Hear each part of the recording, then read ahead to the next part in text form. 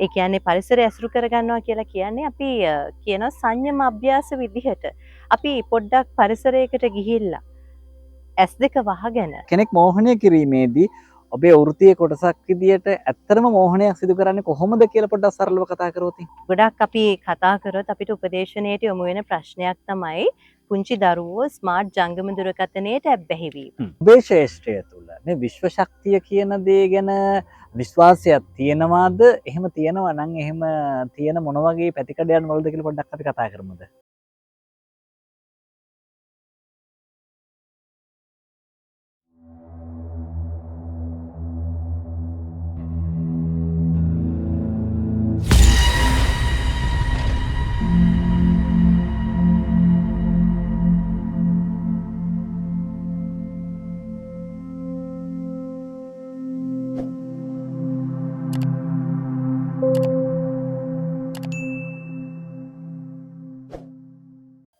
අයිබෝවන් සුබ දවසක් ප්‍රාර්ථනා කරනවා Travel 360 YouTube නාලිකාවත් සමග එකතු වෙලා ඉන්න සියලුම දෙනාට. අද අපේ දෙවැනි වැඩසටහන. අද කතා කරන්නේ මනෝවිද්‍යාව පිළිබඳව.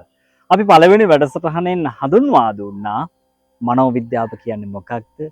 එතකොට මේ නිසා ඇතිවන බලපෑම් මොනවද? ප්‍රතිකාර කරන්නේ කොහොමද? මේ කරුණු කාරණා ගැන සරල හැඳින්වීමක් සිදු කරා අපේ මනෝවිද්‍යාඥවරිය සමග.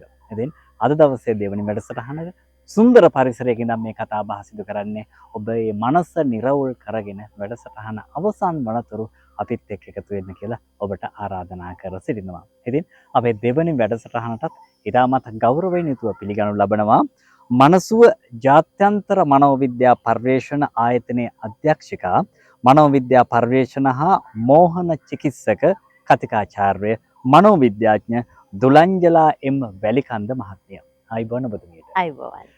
අපේ දෙවනි වැඩසටහන සුන්දර වටපිටාවක ඉඳන් මේ අපි ඉන්න තැන ගැන ටිකක් කතා කරමු ඔබතුමියත් එක්ක. මේ අපි ඉන්නේ ගම්පහ උසම තැන. ගම්පහ නගරෙම පේනවා. ඉතින් මේ වගේ තැනකට ආවන් පස්සේ රංජනි මහත්මිය මේ ඇත්තටම මේ අපේ මනස හරිය නිදහස් නේද? ඔව්. ප්‍රතිකර්ම කරන්න හොඳම තැනක්. ඔව් අනිවාර්යෙන්. දැන් ආවත් මනස නිදහස් වෙනවා. ආවත් මනස නිදහස් වෙනවා. දැන් නම් පොඩ්ඩක් අපිට මේ අර පාරේ යන වාහන සද්ද ඇහෙනවා. ඒ වුණාට ඉතින් අපිට ඉමක් කනක් පේන්නේ නැති යායට පේන ගස් ටික හරි අපූර්වයි සුන්දරත්වය තමයි. ඇත්තටම මේ මනසට ප්‍රතිකාර කිරීමේදී පාරසීක සුන්දරත්වය කොච්චර වැදගත් වෙනවද කියලා මම ඔබතුමියගෙන් අහුවද? ඔව් අනිවාර්යෙන් මේ දේ ගොඩක්ම වැදගත් වෙනවා. මොකද අපි ගොඩක් වෙලාවට ඉන්නේ ගොඩනැගිලිත් එක්ක. ගෙදරකට කොටු වෙලා බිත්ති හතරකට කොටු වෙලා අපි ඉන්නකොට අපිට පීඩනේ තව වැඩි වෙනවා. හැබැයි අපි එහෙම නැතිව පොඩ්ඩක් සෝභා සෞන්දර්යයත් එක්ක ගනුදෙනු කරද්දී අපිට තියෙන ආතතිය නිදහස් කරගන්න පුළුවන්. අපි ගොඩාක් ඒකාකාරී ජීවන රටාවකට හුරු වෙලා ඉන්න අය විදිහට අපි ලැබෙන එක නිවාඩුවකට හරිය අපිට පුළුවන් නම් ගිහිල්ලා පරිසරයත් එක්ක ඉන්න එක ගොඩාක් අපේ හිත නිවන දෙයක්. ඒ වගේම අපි මනෝ ප්‍රතිකාරවලදීත් සමහරක් වෙලාවට මේ පරිසරය ඇසුරු කරගන්න. ඒ කියන්නේ පරිසරය ඇසුරු කරගන්නවා කියලා කියන්නේ අපි කියන සංයම අභ්‍යාස විදිහට අපි පොඩ්ඩක් පරිසරයකට ගිහිල්ලා ඇස් දෙක වහගෙන ඇහෙන ශබ්දවලට අවධානය යොමු කිරීම කියන දේ කරනවා. ඒ වගේම ගොඩාක් ඉරේලිය නැති ස්ථානයකට ගිහිල්ලා අහස දිහා බලාගෙන ඉන්න එක. ඒකත් අපිට සංයම අභ්‍යාසයක් වෙන අපේ මනස සංසුන් කරගන්න. ඉතින් මේ ගස් ගැන කතා කරනවා නම් ඕන තරම් දේවල් තියෙනවා මනෝවිද්‍යාව තුල මේ ගැන කතා කරන දේවල්. සෝභා දහම කියන්නේ ඇත්තටම ఔෂධයක්. ඔබතුමිය ළඟට එන යම්කිසි රෝගියෙකුට එවැනි චිකිත්සක ක්‍රම ඔබතුමිය අනුගමනය කරනවාද? ළඟම තියෙන වනාන්තරයට එක්කන් ගිහිල්ලා ගහකොළ එක්ක මේ ක්‍රියාකාරකම් කරනවද? ඔව් අනිවාර්යෙන්ම. සමහරක් අවස්ථාවන් වල ගොඩාක් ලොකු පීඩනයට ලක් වෙලා ඉන්න සේවාලාභීන්ට ඒ වගේම සේවාලාභීන් කණ්ඩායමක් එකතු කරගෙන ගිහිල්ලා ඒ වගේම අපේ උපදේශකවරුන්ට පුහුණුවක් ලබා දෙන්නත් අපි සමහරක් අවස්ථාවන් වල මේ දේවල් යොදා ගන්නවා. පරිසරයට ගිහිල්ලා ඒ වගේම ගලාගෙන යන ජලය තිබෙන ස්ථානයකට ගිහිල්ලා ඒ ශබ්දත් එක්ක මනස සංසුන් කරන්න ඒ වගේම භාවනා කටයුතු කරන්න ඒ වගේ දේවල් අපි සිදු කරනවා. ඒක ඇත්තටම ඒ කෙනාට ඒ දවස අවසානයේ වෙනකොට ලොකු මානසික සැහැල්ලුවක් ඇති කරන්න සමත් වෙනවා. දැන් අපි කලින් වැඩසටහනේ කතා කරා ඔබතුමිය සඳහන් කරා ජාත්‍යන්තර මධ්‍යස්ථානයේ බොහෝ දෙනෙකුට මේ පිළිබඳව පාඨමාලාවන් ඉගෙන ගන්න පුළුවන් සහතික පත්‍ර එතනින් ඉදිරියට ඉගෙන ගන්න පුළුවන් කියලා කිව්වනේ. දැන් මේ ඉගෙන ගන්න දරුවන්ටත් මේ පරිසරයේ මේ විදියටම අනුගමනය කරනවද ඔබතුමිය පාඩම් අභ්‍යාස කියලා දෙන්නේදී? ඔව් අනිවාර්යෙන්ම. මොකද අපි කෙනෙකුට දෙයක් උගන්වද්දී විශේෂයෙන්ම මේ උපදේශනය මනෝවිද්‍යාව වගේ දෙයක් අපි උගන්වද්දී අපි සේවාලාභියෙකුට යම්කිසි ප්‍රතිකාරයක් කරන්න කලින් අපි ඒ දේ කරලා බලන්න ඕනේ. අපිට කොයි විදිහටද ඒක දැනෙන්නේ. ඉතින් ඒ නිසා අපේ ශිෂ්‍ය ශිෂ්‍යාවන්ටත් මේ වගේ පරිසරයත් එක්ක ගනුදෙනු කරන්න ඒ සියලු ප්‍රතිකාර විදි අපි පරිසරයත් එක්ක කරන්න ඕන දේවල් ඒ විදිහටම තමයි සිද්ධ කරන්නේ. ඔබතුමිය මා හඳුන්වා දීමේදී සඳහන් කරා අර මනෝවිද්‍යා චිකිත්සකවරියක් කියලා. අපි සූදානම් වන්නේ අන්න ඒ ගැන ජනතාව දැනුවත් කරන්න. මොකද මේ මෝහණය කියන දේ වර්තමානයේ සහ පහුගිය අපේ කාලයේදී අපි කුඩා කාලයේ වුණත් මෝහණය කරන්න බොහෝ දෙනෙක් යොමු වෙලා හිටියා. අපි දැක්කේ මෝහණය කළ සමහර මිනිසුන්ට අතුරු ආබාධත් ඇති වෙලා තියෙනවා. අපි ඒ දේ ගැන කතා නොකර කෙනෙක් මෝහණය කිරීමේදී ඔබේ වෘත්තීය කොටසක් විදියට ඇත්තටම මෝහණයක් සිදු කරන්නේ කොහොමද කියලා පොඩ්ඩක් සරලව කතා කරොත්. ඔව්. එතකොට මේ මෝහණය සම්බන්ධයෙන් ගොඩාක් අයට මිත්‍යා විශ්වාසයක් තියෙනවා. ඒ කියන්නේ සමහරක් කෙනෙක් බයයි මෝහන සැසියකට මුහුණ දෙන්න. එයාලට හිතෙන කාරණාව තමයි මෝහණයට පත් කරාට පස්සේ මට සිහිය එන්නේ නැති වෙයි. ආයෙත් එන්න බැරි වෙයි කියලා. කොහොමද කියන්නේ නේද? ඔව්. සිහිය එන්නේ නැති වෙයිද? මම මැරෙයිද? ඔන්න ඔය වගේ ප්‍රශ්න හරියට පුද්ගලයන්ට තියෙනවා. එතකොට ඇත්තට මේක මිත්‍යාවක්. අපි මෝහණයට කෙනෙක් පත් කළාට පස්සේ සිහිය එන්නේ නැතිව ඉන්නේ නැහැ. එයාට සිහිය එනවා. ඒ කියන්නේ අපි දැන් හිතන්න අපි යාව මෝහණයට පත් කරවලා එයාට යම්කිසි ප්‍රතිකාරයක් කරවලා ඊට පස්සේ අපි යාව අවදි නොකර හිටියයි කියලා. ඒ කියන්නේ හැබැයි යාව යම් හරි තැනට ගේන්න ඕනේ. එයාගේ පෙර ආත්මයක අපි යාව නවත්තලා ඉන්නේ නැහැ. හරි තැනට ගෙනහල්ලා දැන් ඔයා හරිම සැහැල්ලුවෙන් ඉන්නවා කියන තැනදී අපි යාට අවදි වෙන්න කියන යෝජනාව දෙන්නේ නැහැ. හැබැයි නොදුන්නත් එයා සාමාන්‍යයෙන් පැයකට දෙකකට විතර පස්සේ නිින්දකින් නැගිටිනවා වගේ නැගිටිනවා. ඒක තමයි සාමාන්‍ය ක්‍රමය. හැබැයි අවධානම නැත්තේ නැහැ. ඒ කියන්නේ හරියට මෝහණය නොකර පෙර ආත්මයකට ගෙනහිල්ලා පෙර ආත්මයක එයාගේ කම්පන මතකයක් අවදි කරලා එතනදී අපි බය වෙලා අපි ආව එතන නවත්තලා આવොත් ඔන්න ප්‍රශ්නයක් වෙනවා. හැබැයි මේ මෝහණයට යන ක්‍රමවේදය තුලදී අපි සේවාලාභිකින් අහනවා කොහොමද මෝහණයට පත් වුණාට පස්සේ යාට දැනෙන්නේ කියන දේ. එතකොට යාලා කියන දේ තමයි එකපාරටම Tamanට කවදාවත් දැනෙලා නැති ආකාරයේ සැහැල්ලුවක් දැනුණා. වෙනත්ම ලෝකයකට ගියා වගේ හැඟීමක් දැනුනේ.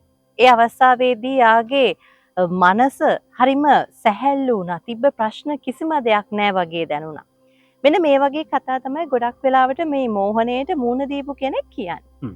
ඒ වගේම මෝහණය කරන විදිහ ගැන අපිට එක ක්‍රමවේදයක් නැහැ. ඒකට එක එක සේවාලාභියාට ගැළපෙන විදිහට එයාට අපි මෝහණය තුලින් කරන්න බලාපොරොත්තු වෙන්නේ යාගේ පෙර ආත්මය දැන ගැනීමද, එහෙම නැත්නම් එයාට තියෙන යම්කිසි රෝගයක් සුව කිරීමද, නැත්නම් මෝහණය තුලින් අපිට පුළුවන් යම් වේදනාවක් නැති කරන්නට, එයාට ශාරීරිකව තියෙන වේදනා නැති කරන්නට පුළුවන්කම තියෙනවා.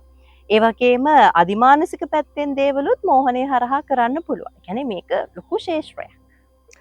හොඳයි. මනෝවිද්‍යාව උපදේශනය ඔබතුමිය මේ පිළිබඳව වසර ගණනාවක් තිස්සේ පරිශන කරනවා. කුඩා කල තිබිච්ච ආශාවක් සත්‍යාපනය ලබාගෙන මේ වන විට සිසුන් පුහුණු කිරීමේ මධ්‍යස්ථානයක් ජාත්‍යන්තර මට්ටමින් ආරම්භ කරලා තියෙනවා. ඇත්තටම මෝහණය සහ උපදේශනය බුදුදහමත් එක්ක සම්බන්ධ වෙන්නේ කුමන තැනකද? ඔව්. ඇත්තටම මේ බුදුදහම ගැන කතා කරද්දී අපිට අමතකම කරන්න බැරි දෙයක් තමයි අපේ මේ මනෝවිද්‍යාව උපදේශනයේ ආරම්භයේ තියෙන්නේ බුදුදහම තුල. බුදුරජාණන් වහන්සේ තමයි මේ ලෝකේ හිටපු හොඳම උපදේශකවරයා විදියට සැලකන්නේ. එතකොට මේ දේ අපි දැනගන්නවා. අපි පුංචි කාලේ මේ ධර්මය අහද්දී මේ සිත ගැන කරන විග්‍රහය තුල අපි දේවල් තේරුම් ගන්නවා. හැබැයි අපි තව ඉස්සරහට ගියාම දැන් මගේ මාස්ටර්ස් නැත්නම් ශාස්ත්‍රපති උපාධිය මම කරන්නේ බෞද්ධ ආයුර්වේද උපදේශනය සම්බන්ධයෙන්. එතකොට මේ මනෝවිද්‍යාව සහ බුදුදහම එකට සම්බන්ධනය කරන්නේ කොහොමද කියන දේ ගැන තමයි ඉගෙන ගන්න. එතකොට ඒකෙදි මම දැකපු දේ තමයි අපේ මේ 550 ජාතක කතා පොත අපි හරියට කියවුවොත්, අපි හරියට කියවන්නේ නැහැනේ මේ දේවල්. හරියටම කියවුවොත් ඇත්තටම ඒ තුල තියෙන්නේ මේ මනෝවිද්‍යාවම තමයි. ඒ කියන්නේ බුදුරජාණන් වහන්සේ ගොඩාක් දුරට කතා කරලා තියෙන හැම වචනයකම පාහේ තියෙන්නේ කෙනෙකුට උපදේශනයක්. පොඩි උදාහරණයක් විදිහට කිව්වොත් ක්‍රිසා ගෞතමියට ලබා දීපු උපදෙස්. දරුවා මල අවස්ථාවේදී ක්‍රිසාගෝතමිය බුදුරජාණන් වහන්සේ ගාවට ඇවිල්ලා දරුවට පණ දෙන්න කියලා කිව්වා. හැබැයි බුදුරජාණන් වහන්සේ ඒ අවස්ථාවේදී මේ දරුවා මැරිලා කියන එක නෙවෙයි කිව්වේ. ක්‍රිසාගෝතමියට කිව්වේ මම සුව කරන්නම්. හැබැයි කිසිවෙකු නොමල ගේකින් අබමිටක් රැගෙන එන්න. එතකොට ඒ උපදෙස් දීලා එයාට ප්‍රායෝගිකව මේක ප්‍රතිකාරයක් ඇත්තට.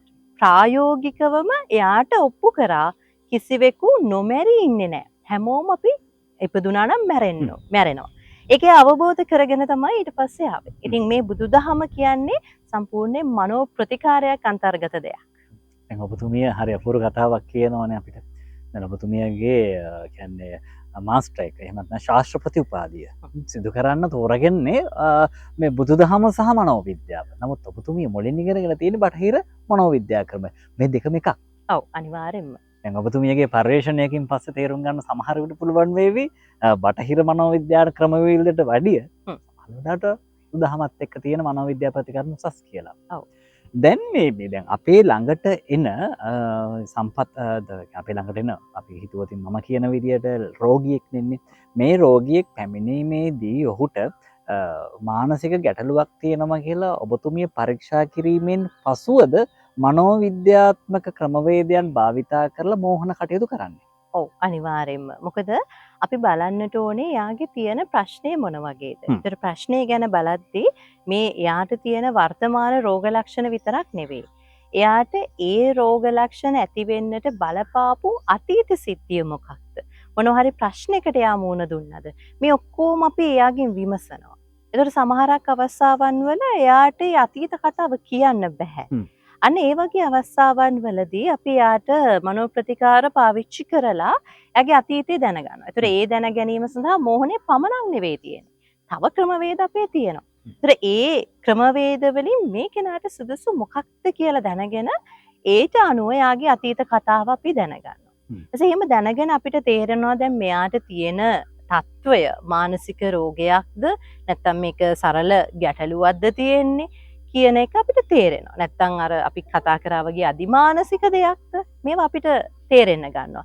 ඒතකොට ඒ හරියට අවබෝධ කර ගැනීම තුලින් තමයි අපි යාට ප්‍රතිකාර කරන්නේ. සාමාන්‍යයෙන් අපිට පළවෙනිම දවසේ සේවාලාභියාගේ හරි තත්ත්වය අඳුරගන්න බැරි වෙන්න පුළුවන්. හැබැයි අපි පළවෙනි දවසේ කතා කරලා තීරණය කරනවා දැන් මෙයාට මෙහෙම එකක් වෙන්න පුළුවන්. අපි ඒකට පරේක්ෂණාත්මකව එයා දිහා බලන්නට ඕනේ. ඒව හරියට අපි නිරීක්ෂණය කරන්න ඕනේ. ඒ දේවල් වලින් තමයි අපි ප්‍රතිකාරය තීරණය කරන්නේ.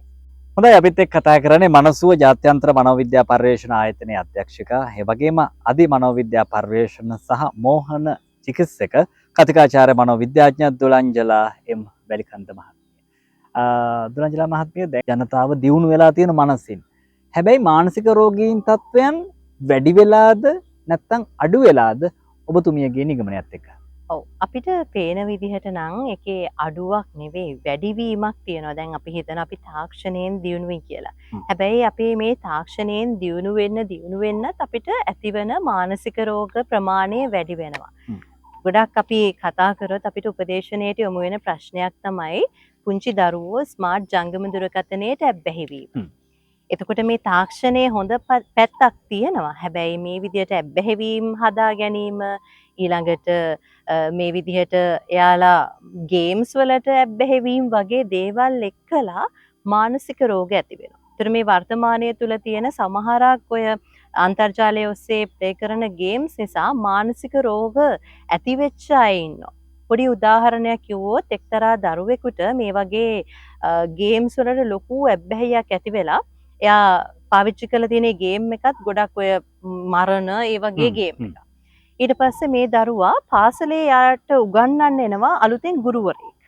මේ ගුරුවරයා යම් මං ජාතිය කියන්නේ යම් ජාතියක ගුරුවරයෙක්. එතකොට මේ ගුරුවරයාව දැක්කට පස්සේ මේ දරුවා එකවරම ගුරුවරයා කළු ලෑල්ලේ යමක් ලියලිය ඉන්නකොට දරුවා ගිහිල්ලා පුටුවක් උස්සලා ගුරුවරයාට ගහලා තියෙනවා. එතකොට ඒකට හේතු දරුවාගෙන් විමසුවට පස්සේ දරුවා කියන්නේ යාට එකපාරට ගේම් එක ඇත්තට මෙතන තියනවා වගේ දැනුණා. ගේම් එකේ ඉන්නවා වගේ කෙනෙක් තමයි මෙතන හිටියේ. ඒ නිසා එයාව මරන්න ඕනේ කියන චේතනාව ආවා. يعني කිසිම තරහක් නැහැ එයා දරුවට. ඒ ගුරුවරයාත් එක්ක. හැබැයි ඒ වෙලාවේ යාට යථාර්ථය සහ ඒ ගේම් එක කියන දේ වැරදුනා. ඉතින් අන්න ඒ වගේ අද වර්තමානයේ වෙනකොට අතීතයට සාපේක්ෂව ගත්තහම මානසික ගැටලු වැඩි. හැබැයි දැන් මේ කාලේ තියෙන එක හොඳක් තමයි අතීතයේදී මේ මනෝ ප්‍රතිකාර කියන දේ උපදේශනය කියන දේ බහුල නැහැ. හැබැයි අද වෙනකොට පුද්ගලයන්ට මේ ගැන අවබෝධය තියෙනවා. ඒ නිසා Tamanට යම්කිසි ගැටලුවක් තියෙනවා නම් මම මේකට වෘත්තීමය සහයක් ලබා ගන්න ඕනේ කියන එක අද වෙනකොට මිනිසුන් දන්නවා. ඒ නිසා එයාලට ඒකෙන් සහනය ලබා ගන්න පුළුවන්. හැබැයි වැඩිවීමක් තියෙනවා. වැඩිවීමක් තියෙනවා.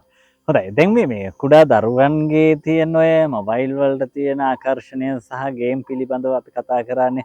මේක දිග මාතෘකාවක්. මේ පිළිබඳවත් කතා කරන්න ඕනේ යම්කිසි දෙමව්පියන්ට Tamanගේ දරුවන් පිළිබඳව ගැටලුවක් තියෙනවා වෙන්න පුළුවන් නම් පුංචි ක්‍රමවේදයක් මේක ප්‍රතිකර්ම කරන්න කාලයක් යන පොඩි ක්‍රමවේදයක් ඔබතුමියට කියන්න පුළුවන් දරුවන් බේරා ගන්න. ඔව් අනිවාර්යෙන්ම. දැන් ගොඩාක් වෙලාවට අපිට දක්නට ලැබෙනවා මේ කොරෝනා කාල සීමාවත් එක්ක දරුවෝ ගෙදරට කොටු වුණාට පස්සේ ගොඩක්ම අන්තර්ජාලයට ස්මාර්ට් ජංගම දුරකථන වලට හුරු වෙලා ඉන්නවා. එතකොට දෙමව්පියන්ට මේක දරුවගෙන් ගන්න බැරි ප්‍රවණතාවයක් තමයි දැන් ඇති වෙලා තියෙන්නේ. හැබැයි දෙමව්පියෝ හොඳින් මතක තියාගන්න කොයි අවස්ථාවකවත් දැන් අපිට දරුවෙකුට කවා ගන්න ලේසි ෆෝන් එක දුන්නට පස්සේ. ඉතින් අපි හිතනවා ඒක දීලා එයාට කවා ගන්නවා. ඒකට දන්නෙත් නැහැ තියෙන්නේ මොනවද කියලා එයා කනවා. හැබැයි ඒ වැඩේ කවදාවත් ඔබ කරන්න එපා. දරුවෙකුට අපි කවනකොට එයාට කතන්දරයක් කියලා දෙන එක, එයත් එක්ක මොකක් හරි ක්‍රීඩාවක් කරන එක, අන්න ඒ වගේ දේවල් තමයි දරුවෙකුගේ මොළයේ වර්ධනයට අවශ්‍ය වෙන්නේ. එයාගේ බුද්ධිය වර්ධනයට අවශ්‍ය වෙන්නේ. එහෙම නැතිව මේ තිරයක් දිහා බලාගෙන හිටීම මගින් වෙන්නේ යාගේ මොළයේ වර්ධනය අඩාල වෙන එක. නිසා පුංචි දරුවෙක් ඉන්න අම්මා කෙනෙක් නම් අනිවාර්යෙන්ම ඒ වගේ දේවල් දරුවගෙන් ඈත් කරන්න. ඒ වගේම වැඩිහිටි නවයෝන් වයස දරුවෙක් ඉන්න මවක් පියෙක් නම් අනිවාර්යෙන්ම එයාට ලැප්ටොප් එකක් පරිගණකයක් අරන් දුන්නට කමක් නැහැ. හැබැයි ඒක එයාට පෞද්ගලිකව කාමරය ඇතුලේ තියාගන්න දෙන එක එච්චර සුදුසු නැහැ. අපිට පේන තැනක ඒක තියලා එයාට පාවිච්චි කරන්න දෙන්න. හැබැයි එයාට ඒකෙත් කාල වේලාවක් දෙන්න. එයාට දවස මේක පාවිච්චි කරන්න දෙන්නේ නැතුව ඒ දේ යම් වෙලාවකට විතරක් දෙන්න. ඒ වගේම එකෙන් ප්‍රයෝජන ගන්න විදිහ කියලා දෙන්න. නිකම්ම අපි ආදරේ නිසා දේවල් අරන් දෙනවා. හැබැයි අපි ඒක පාවිච්චි කරන විදිහට කියලා දෙන්නේ නැහැ. ඉතින් ඒ දේවල් එච්චර හොඳ දේවල් නෙවෙයි. ඉතින් ඒ නිසා ඒවෙන් ආරක්ෂා වෙන්න. හැබැයි ඔබට තේරෙනවා නම් ඔබට දැන් පාලනය කරන්න බැරි තැනක දරුවා ඉන්නවා කියලා අන්න ඒ වගේ අවස්ථාවක අනිවාර්යෙන් උපදේශනයට යොමු කරන්න. ඒතර බෙහෙත් වලට යනවද නැද්ද කියන එක ඊට පස්සේ තීරණය කරන්න පුළුවන්. හැබැයි මුලින්ම ප්‍රශ්නේ කතා කරලා ඉන්න ඕනේ. හොඳයි.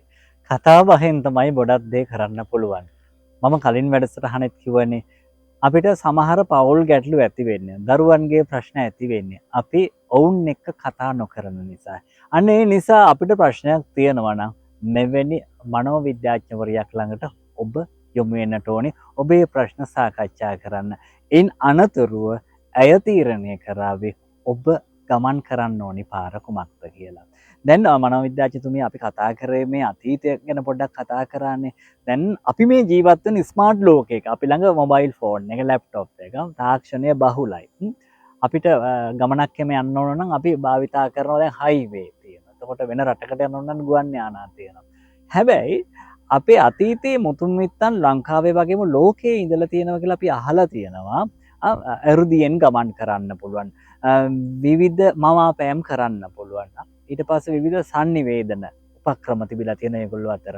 වෙනම මනසින් කතා කරන්න පුළුවන් sannivedana ක්‍රමයන් තිබිලා තියෙනවා. එතකොට මේ තවත් දෙයක් නොපෙනී යන්න පුළුවන් ක්‍රම තිබිලා තියෙනවා. එරුදියෙන් යන්න පුළුවන්, නොපෙනී යන්න පුළුවන්. මෙහෙම ක්‍රමවේදයන් තිබිලා තියෙනවා. අතීතයේ මේ කතා මනෝවිද්‍යාඥවරයෙක් ලෙස වර්තමානයට ගෙනහල්ලා ඔබතුමිය දැන් පරිශ්‍රණත් කරන බුදුදහමත් එක්ක අපිට කියන්නකෝ අතීතයේ මේ කතා වර්තමානයේ මනෝවිද්‍යාවත් එක්ක ගැලපුවම පස්සේ මොන වගේ උත්තරයක් දෙන්න පුළුවන් කියලා. ඔව් අනිවාර්යෙන්ම මේකට උත්තරේ තියෙන්නේ අධිමනෝවිද්‍යාව තුල. මොකද අධිමනෝවිද්‍යාව තුල අපි කතා කරනවා මේ වගේ අධිමානසික හැකියාවන් ගැන. එතකොට ඒ කාලේ විතරක් නෙවෙයි අද වර්තමානයේ තුල වුණත් මෙවැනි අධිමානසික හැකියා තියන අය ඉන්නවා. හැබැයි යාලා අර ගොඩාක් සමාජයට එන්නේ තමන්ගේ පුරාජේරුව කතා කරන්නේ නැහැ. මොකද ඔවුන් මනසින් දියුණු වෙච්ච අය. ඒ කියන්නේ අපිට වැඩිය එයාලා මනස දියුණු කරගන්න උත්සාහ කරනවා. ඒ කියන්නේ භාවනාව මගින්, යෝග ක්‍රම මගින් එවැනි දේවල් වලින් මනස දියුණු කරගත්තට පස්සේ එයාලට පුළුවන්කම තියෙනවා මේ වගේ අදිමානසික හැකියාවන් ලබා ගන්න.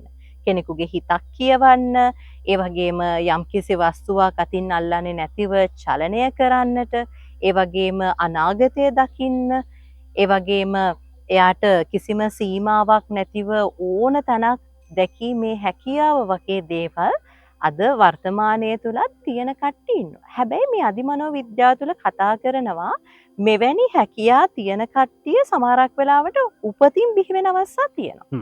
ඒ කියන්නේ පෙර ආත්මවල ඉඳලා යා පුහුණු කරපු හැකියාව යම් තැනකදී ඉස්මතු වෙනවා. ඒක අහම්බයක් විදිහට තමයි ගොඩක් වෙලාවට ඉස්මතු වෙන්නේ. එතකොට එහෙම වෙන්නත් හේතුව තමයි මේ සිත එයා දියුණු කරගෙන තියෙනවා. මනස දියුණු කරගෙන තියෙනවා එයාගේ පෙර ආත්මවල ඉඳලා. ඉතින් ඒ දේවල් මනෝවිද්‍යාව ප්‍රතික්ෂේප කරන්නේ නැහැ. අධිමනෝවිද්‍යාව තුළ මෙන්න මේ වගේ දේවල් ගැන පරීක්ෂණ කරනවා. ඒ වගේම එවැනි හැකියාවන් තියෙනවා කියන කට්ටියත් එක්ක විවිධ පරීක්ෂණ ක්‍රම අපි භාවිතා කරනවා. එතකොට එයාලට ඇත්තටම මේ හැකියාව තියෙනවද නැත්නම් එයා හිතා ගැනීමද? දැන් මම කලිනුත් සඳහන් කරා සමහරක් මානසික රෝග තියෙනවා. ඒ වේදී එයාලට හිතන දේ තමයි මට මෙහෙම විශේෂ හැකියාවක් තියෙනවා. හැබැයි ඇත්තටම බැලුවාම එහෙම හැකියාවක් නැහැ. ඒතර මේක පටලව ගන්නත් නරකයි. දැන් මේක බලන ජනතාව හිතන්න පුළුවන් එහෙනම් මටත් එහෙම එකක් ඇති කියලා නිකන් හිතෙන්න පුළුවන්. හැබැයි ඒක ඔප්පු වෙන්නේ නැත්නම් ඔබට එහෙම හැකියාවක් තියෙනවා කියලා හිතන්න බෑ. ඒක ඔප්පු වෙන්න ඕනේ. පරීක්ෂණයකින් ඔප්පු වීම වැදගත් වෙනවා. මොකද නැත්නම් අනවශ්‍ය විදියට ඕවා හිතුවට පස්සේ නැති මානසික රෝග ඇති කර ගැනීමකුත් කරගන්න. හොඳයි. දැන් අපි කතාවේ හොඳම තැනකට ඇවිල්ලා තියෙනවා. ඔබතුමිය දන්නවා මේ සිංහල ජන සමාජය තුළ විශ්ව ශක්තිය කියන දේ කතා කරනවා. සමහර වෙලාවට අර ඔබතුමිය අර කලින් වැඩසටහන කිව්වාගේ මට විශ්ව ශක්තිය තියෙනවා කියලා පොඩ්ඩක් නිකන් අර කියන කට්ටියක් තියෙන බලනකොට ඒගොල්ලන්ට තියෙන වෙන මානසික ප්‍රශ්නයක්. දැන් ඔබේ ශ්‍රේෂ්ඨය තුළ මේ විශ්ව ශක්තිය කියන දේ ගැන විශ්වාසයක් තියෙනවාද? එහෙම තියෙනවා නම් එහෙම තියෙන මොන වගේ පැතිකඩයන් වලද කියලා පොඩ්ඩක් අපි කතා කරමුද? ඔව් අනිවාර්යෙන්ම මේ විශ්ව ශක්තිය කියලා කියන්නේ මේ විශ්වයේ තුල තියෙන බලයක්. එතකොට මේ දේ අපිට ඇහැට දකින්න පුළුවන් දෙයක් නෙවෙයි. අපි අධිමනෝවිද්‍යාව තුල කතා කරනවා මේ විශ්වයේ තුල අපේ ඇසට නොපෙනෙන යම්කිසි දෙයක් තියෙනවා. ඒක හරියට පරමාණු වගේ. ඒවට අපි විවිධ නම් දෙනවා. ENT එකක් කියලා කියනවා. මේ වගේ විවිධ නම් වලින් හඳුන්වන දේ තමයි විශ්ව ශක්තිය කියලා කියන්නේ. මේක හරියම ගැඹුරු මාතෘකාවක්. ඇත්තටම කිව්වොත් අධිමනෝවිද්‍යාව තුළ කතා කරනවා අපි මේ දකින අපි මේ කොටු වෙලා ඉන්න ලෝකයට පිටින් අපි දැක්කොත් මේ මිනිස්යන් හැම දෙනෙකුම සම්බන්ධ වෙලා තියෙනවා මේ විශ්වයත් එක්ක. ඒ හැම දෙයක්ම මිනිස්සු විතරක් නෙවෙයි ගස්වැල් සතුන් හැම දෙයක්ම එකට සම්බන්ධනය වීමක් තියෙනවා. එතකොට මේක සරලව ඔබට ප්‍රයෝජනෙට ගන්න පුළුවන් විදිහට විස්තර කරොත් දැන් අපි ඇතුලේ අපේ මේ ශරීරය තුල අපේ මනස තුල තියෙනවා සමහරක් වෙලාවට ධනාත්මක සිතුවිලි. මට මේක කරන්න පුළුවන් කියලා ලොකු ආත්ම විශ්වාස තියෙන අවස්ථා තියෙනවා.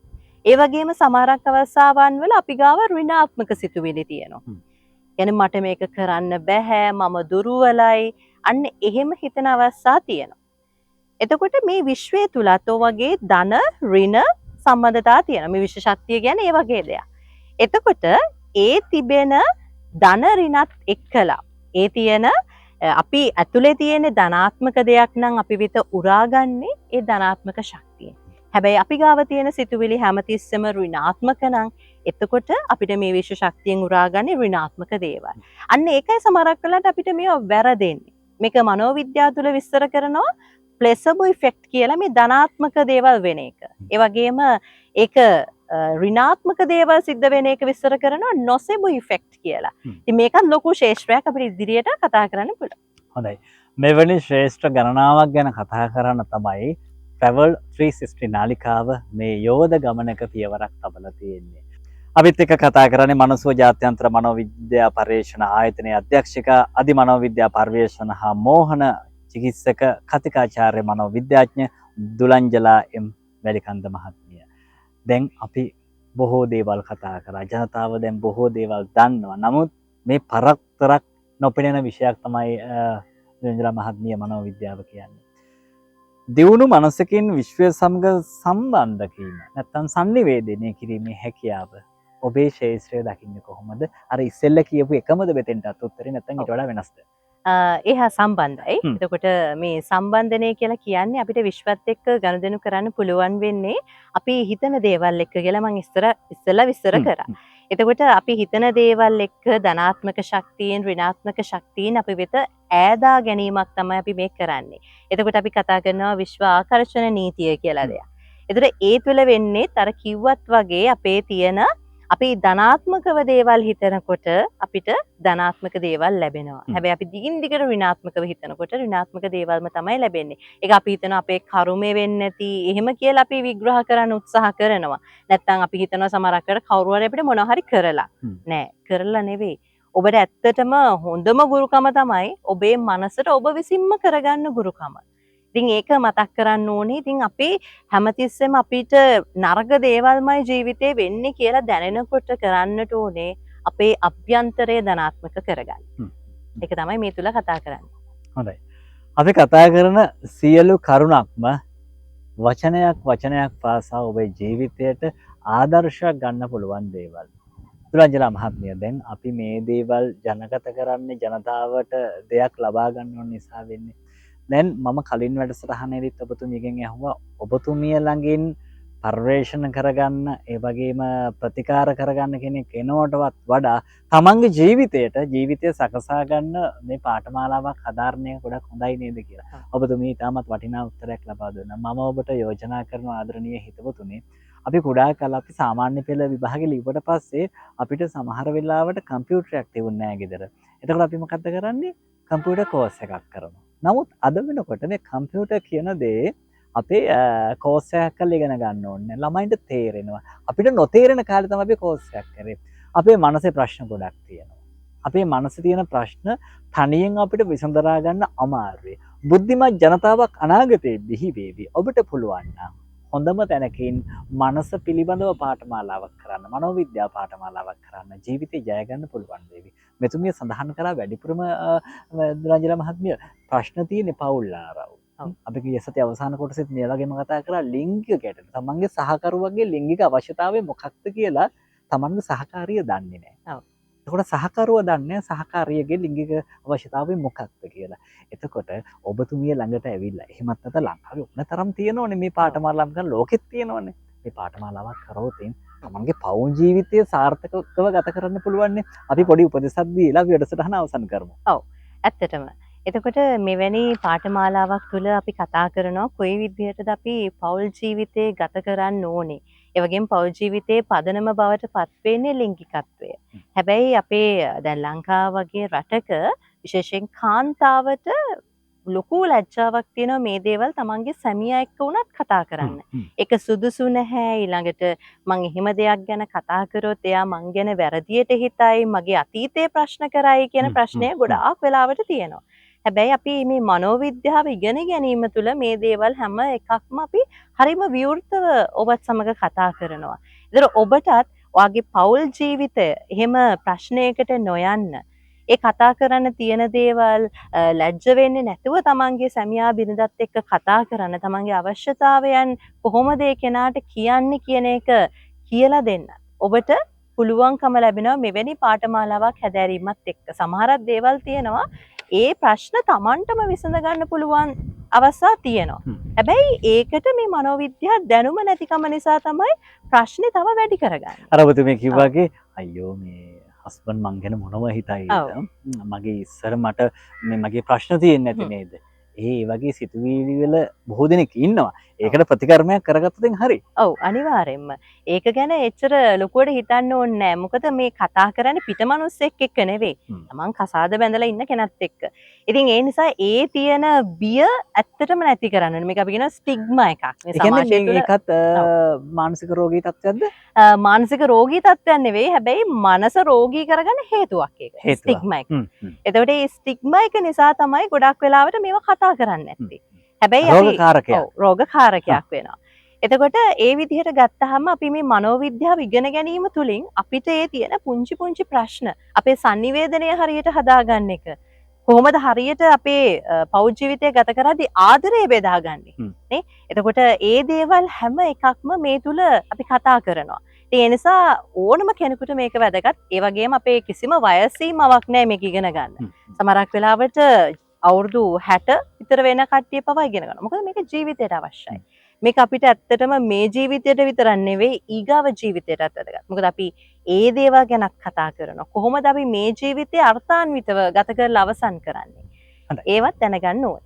දුරංජලා මහත්මිය මේ මනසුව ජාත්‍යන්තර මනෝවිද්‍යා පරීක්ෂණ ආයතනයෙන් මට ගිය සතිය අහන්න බැරි වුණා ගැන. යම් කිසි පාඨමාලාවක් කරන්න පුළුවන් ආයතනයට පැමිණිලාද නැත්නම් ඔන්ලයින් ක්‍රමයටද? ඔව් දෙවිදිහටම පුළුවන්. අපේ ඩිප්ලෝමා පාඨමාලා ඔන්ලයින් හරහා හදාරන්නත් පුළුවන්. ඒ වගේම අපේ ෆිසිකල් එයාලට පුහුණු කිරීම කරනවා. මොකද අර ප්‍රතිකාර වගේ දේවල් අපිට ඔන්ලයින්ම කරන්න බැහැනේ. ඒ දේවල් අපි ප්‍රායෝගිකව යාලට අපේ ක්ලාස් එකට එන්න කියලා කරනවා. හොඳයි. ඔබට යෝජනාවක් කරනවා මම.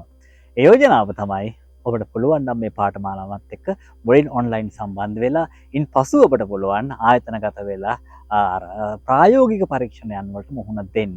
ඔබේ පවුල තමයි ඔබට වැදගත් වෙන්නේ. ඔබේ මනස තමයි ඔබට වැදගත් වෙන්නේ. මෙතුමිය කිව්වා වගේ ඔබේ ආදරය තමයි ඔබට වැදගත් වෙන්නේ.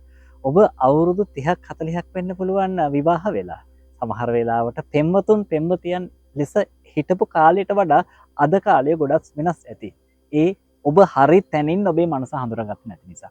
ඒක නිසා මේ දේවල් ඔබේම කරගන්න පුළුවන්. ඔබේ ජීවිතය සාර්ථක කරගන්න පුළුවන් වැඩසටහන් පෙළක් ඉදිරියට travel 360 නාලිකාව හරහා අපි ගෙනගෙන බලාපොරොත්තු වෙනවා. එහෙමනම් ඉතින් අදත් මේ සුන්දර පරිසරයක ඉඳන් දැන් ඉතින් චුට්ටක් විතර රෑ වෙන්න ළඟයි. අපිට කන්දක් බහින්න තියෙනවා නේද? අපි කන්දක් උඩට ඇවිල්ලා ඉන්නේ. මේ හා ප්‍රමාණයක් යන්න තියෙනවා. අපි ආයෙත් දවසක සුන්දර පරිසරයක ඉඳන් කතා කරමු. ස්තුතිවන්ත වෙනවා බොහෝ සෙයින් මනසුව ජාත්‍යන්තර මනෝවිද්‍යා පර්යේෂණ ආයතනයේ අධ්‍යක්ෂිකා අධිමනෝවිද්‍යා පර්යේෂක සහ මනෝ චිකිත්සක කතිකාචාර්ය මනෝවිද්‍යාඥ දුලංජලා එම් වැලිකන්ද මහත්මියට. ආයුබෝවන් පුතුමියට. එහෙමනම් ගෞරවයෙන් යුතුව ඔබෙන් ඉල්ලීමක් කරනවා. මේ වැඩසටහන ඔබ නැරඹුවා නේද? මුල සිට. මේ කතා කරන්නේ ඔබේ මනස ගැන, ඔබේ ජීවිතය ගැන, ඔබේ ආදරය ගැන, ඔබේ පවුල ගැන, විශේෂයෙන් ඔබ ගැන. ඔබට තියෙන ප්‍රශ්න තවත් කෙනෙකුට ඇති. ඔහුට හෝ ඇයට ඉන් නිදොස් වීමට, ඉන් මිදීමට ඔබට පුළුවන් මේ වැඩසටහන ඔහුට ලබා දෙන්න. ෂෙයා කරන්න පුළුවන්, ලයික් කරන්න පුළුවන්. ඔබට යම් කිසි ගැටලුවක් තියෙනවා නම් තිරේ දිස්වන අංකයෙන් අපේ මනෝවිද්‍යාඥතුමියට කතා කරන්න. එතුමියට ඔබට පිළිතුරු දෙන්න පුළුවන් වේවි. මම මේ දේත් ඔබෙන් ඉල්ලනවා.